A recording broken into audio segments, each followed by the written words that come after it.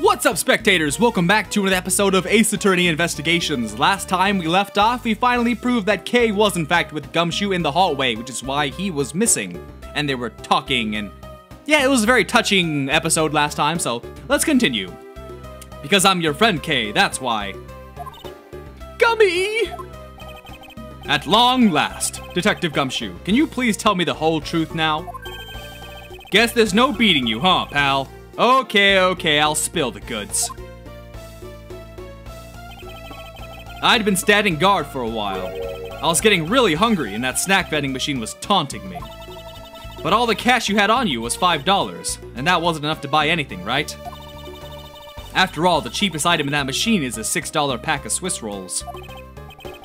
Yeah, but then like an angel from heaven, Kay showed up. I was thinking about sharing a snack with Father, so I wanted to buy a Swiss roll, but I only had about $1 in coins. So I pooled my $5 and her $1 together, and bought a pack of Swiss rolls together.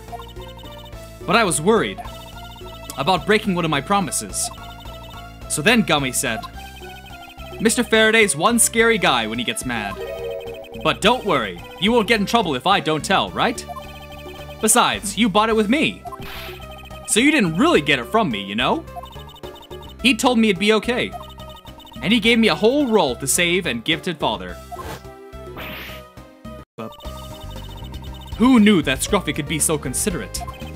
Indeed.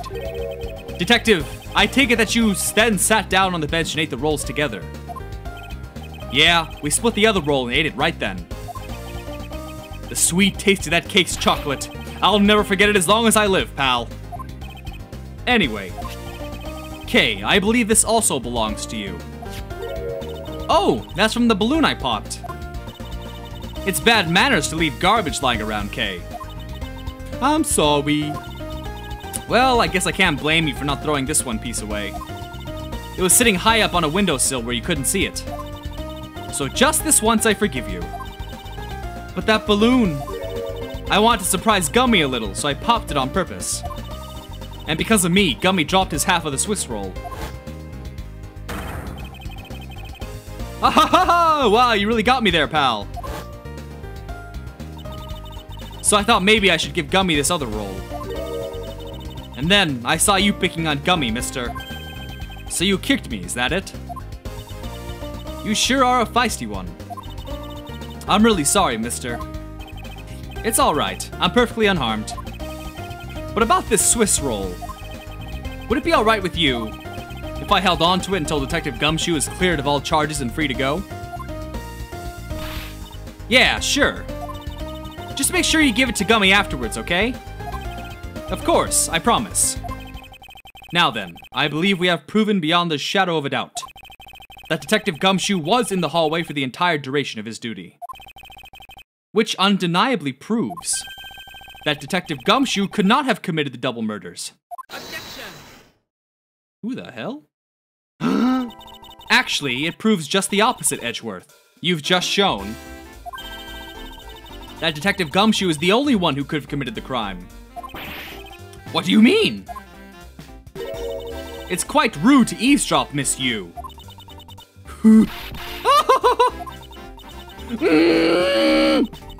I'm getting lectured on manners by a girl with a penchant for whipping people. What? How dare you talk back with such insolence? You're wrong, lady. Gummy's not the bad guy. Oh, and what have we here? What is a child doing in here in a courthouse? Bailiff, please take this child in. Miss Callisto, you! That girl is Mr. Faraday's. I know, so what? You think that just because she's the victim's daughter, she gets to just run wild all around the crime scene? I think it's actually quite dangerous for her, to speak nothing of getting underfoot. I suppose you're right. However, as long as we're in agreement on that point, let's get back to the real issue at hand. Now then, Detective, you were in front of the door to lobby number 2 the entire time, correct? Yeah, but... You see? Isn't it obvious that it can only be the detective? He is the only person who could have gone into lobby number 2 at the time of the murders. I have no counter-argument to that. Don't worry, I've already put in the necessary paperwork for his formal arrest. But the investigation is far from over. Oh, that's right. I was gonna speak with you about that. Don't you think it's reckless to talk to the suspect out in the open without a guard? I suppose it is. Well, as someone with more experience in law than you, allow me to share something. Always keep a good eye on a criminal, or you may regret what comes of your negligence. Ooh. Miles, I can't believe you're letting this woman lecture you like this. This is unforgivable as a disciple of Von Karma.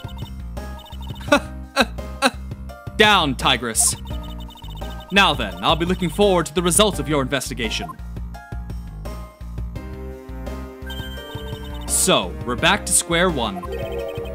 Actually, this is our last chance. I can tell that if we fail to solve this case, Detective Gumshoe will be formally charged under all of the circumstantial evidence.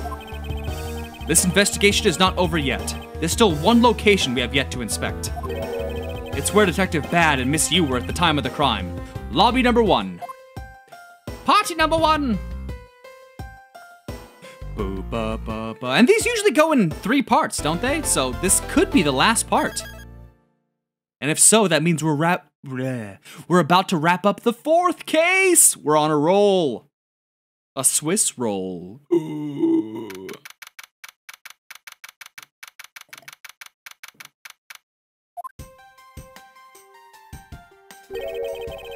What is this incredibly overpowering sweet scent? It smells like flowers. Uncle Bad, is this it? Isn't that Detective Bad and Kay over there? It looks like she managed to escape the bailiff. No, that's not quite it. Aw, too bad, but it's so pretty. I think you're still a bit too young to be wearing that. But since you found it, I guess I can let you keep it. Thanks, I'll treasure it always. Those two seem to get along rather well. Oh, here, I got something else for you. Yay! Thank you, Uncle Bad! Earlier, I ate one of these with Gummy. Gummy? Oh, you mean Gumshoe. Gummy is... He was trying to be nice to me because I was gonna get in trouble. And then he got in trouble because he lied to protect me. Gummy! I know he didn't kill Father. Don't cry. Faraday would be sad if he saw you crying. I'm not crying. Kay. Oh, it's the mister from before, and the lady too. Don't you think it'd be a good idea to go home for the time being? You're not involved in the investigation, so it's for the best if you do. Actually, I'm Uncle Bad's assistant. So I'm related to the investigation. Is that so, Detective Bad? Yeah, I guess. What? You were just scolding us like kids to not mess up the crime scene. And now you let this child run free? Why? People are free to investigate things outside of the actual crime scene. You also had a few things you wanted to look into. Got a problem with that? I don't have a problem with that, but I am curious as to what Miss Yu is looking into. Uncle Bad, I'm gonna go look somewhere else now, okay? All right, I'm counting on you. Oh, that's right. Hey, mister. What is it? I know Gummy really isn't the bad guy. I mean it. So please, find the real bad guy, okay? I won't forgive whoever did this. But in the absence of the perfect piece of testimony and evidence, there is no one else who could be the true culprit other than Detective Gumshoe. She wandered off while I was pondering. Okay, but that perfume is important. I need to find it. But hold on.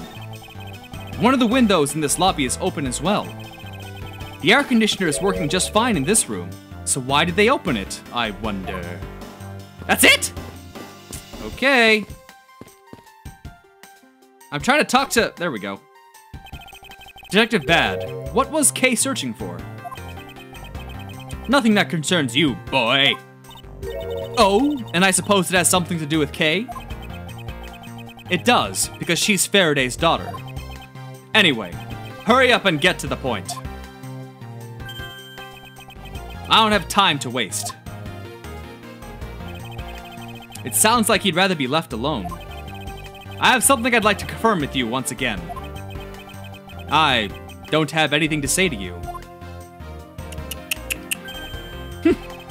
Be that as it may, we still have questions that we need answers to.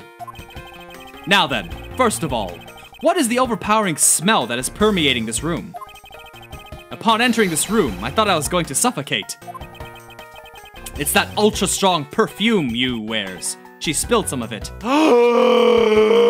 So it is you! I was having a bad time of it myself. I didn't think twice and opened the window. But that smell's still here. Perfume, huh? So the sweet scent in the air is perfume. Well, it's giving off quite a stench. I bet it's some cheap no-name brand. She said it's a famous brand from overseas. That's what they all say. It's a knockoff. Yes, definitely a knockoff. No disrespect, but she forced one of those bottles on me. Here, little girl, you can have it. But he has one too? Oh, they're both suspicious. I was born for a much more expensive and refined perfume. But seeing as how you've just happened to have a spare, I suppose I'll take it. Miles Edgeworth, you hold on to this bottle without fail. Why can't she ever be honest about her wants? Miss Yu's perfume. So now we have the perfume Miss Yu wears. Just fantastic. Is that all you wanted to talk about? If so, I'm going back to investigating. Actually, I still have a few other things I wish to inquire about. During the recess. So, you were in this room the entire recess. Like I said, I made a call to the precinct to get that big lug down here. But other than that, I was waiting for the recess to end in here. At least your story is consistent. Earlier you stated that you were in this lobby with Miss Yu. Yeah, I ran into her in the hallway. She said she wanted to talk to me about something, so we came in here. Then what you're saying is that until Detective Gumshoe's arrival, you and Miss Yu were in two different locations? Guess I am. Interesting. Speaking of that lawyer, she seems to have a great dislike for you. Ooh. Let's see. Miss Yu is the sister of the victim of the KG-8 incident. And as I recall, Detective Bad was the lead detective on the case. I wonder if the reason for her disdain isn't simply because you failed to guard Cece, but because you were the lead detective on the case. You knew?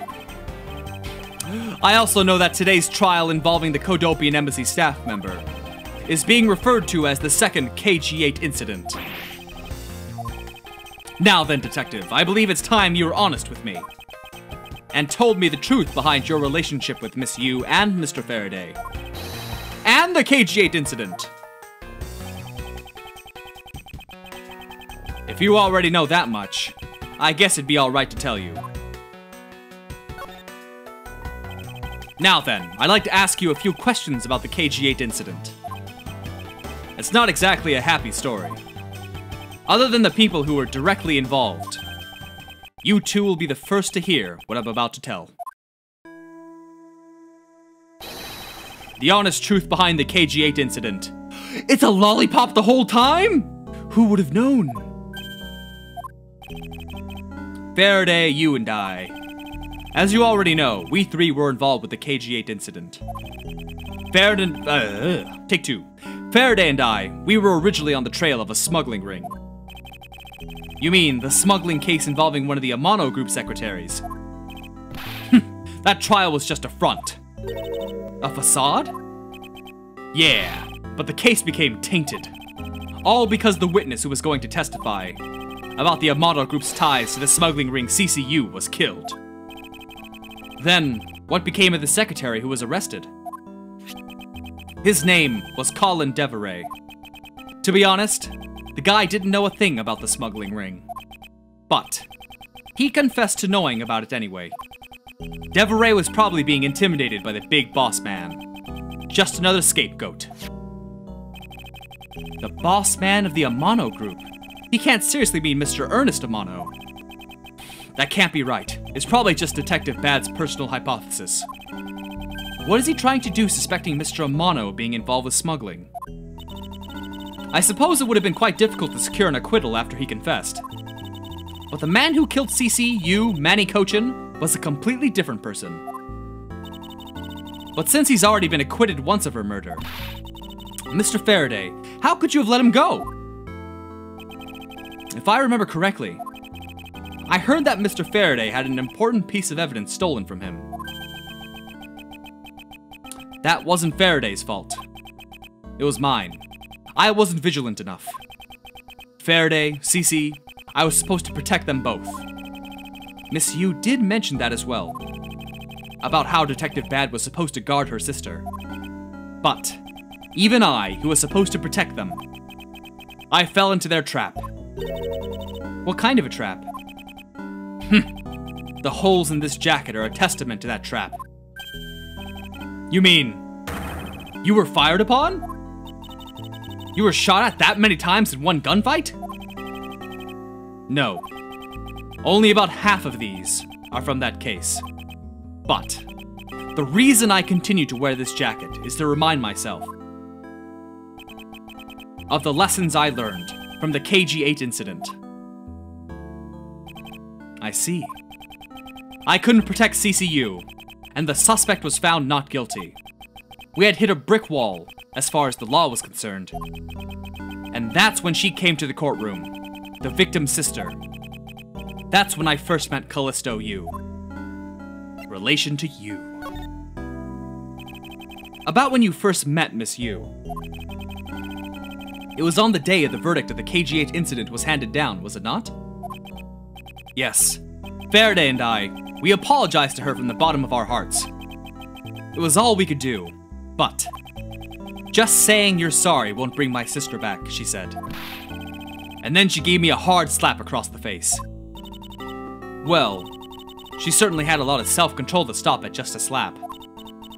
If it was me, not even 100 lashes would have been enough punishment. I suppose not. You said it herself. That she never wanted to see either of us ever again. But after that, you've seen her many times over, correct? Yeah, Faraday and I, even after the KG-8 incident had come to a close. We continued to hunt down the smuggling ring, and got involved in a variety of cases. But it was no use. We cracked so many different cases. But the result was always the same. We couldn't find the real mastermind behind the ring. Is the ring really that big? It was in the pursuit of the ring that we met you once again. It was during another trial related to the smuggling ring. Faraday was the prosecutor, and I, as the lead detective, took to the witness stand. She appeared out of the blue as the defense attorney. Her client was related to the smuggling ring, and she was defending them? Yeah. Was pursuing the ring as best as she could as a lawyer. I think she defended Rel this time, for the same reason. Come to think of it, Miss Yu did say something to the same effect. I have my own agenda. I'm still on the hunt for leads regarding the KG-8 incident, alright? And for that, you have not a single qualm about defending a known killer? Don't put words in my mouth. I said no such thing. The only way I had to get close to Mr. Rel was to be his lawyer. I had no intention of covering for him, ever. So don't you dare suggest I was going to. It doesn't matter what her reason is. Helping a criminal is just despicable. You're so naive, little girl. I could have stolen this lollipop from you. That's how naive you are. How dare you insult the daughter of Yvonne Karma? Just like us, You felt that she had hit the limit of what a law could do. That's all. The law is merely a tool. There's no limit to it, only the skill of the craftsman. You two are still too young, but one day you'll know what I mean. But enough sidetracking. What matters is that we met you again in pursuit of the smuggling ring. That's all. And with that, and it being 20 minutes, I'm gonna go ahead and end this video here. So stay tuned for the next one, and thanks for watching. Bye-bye!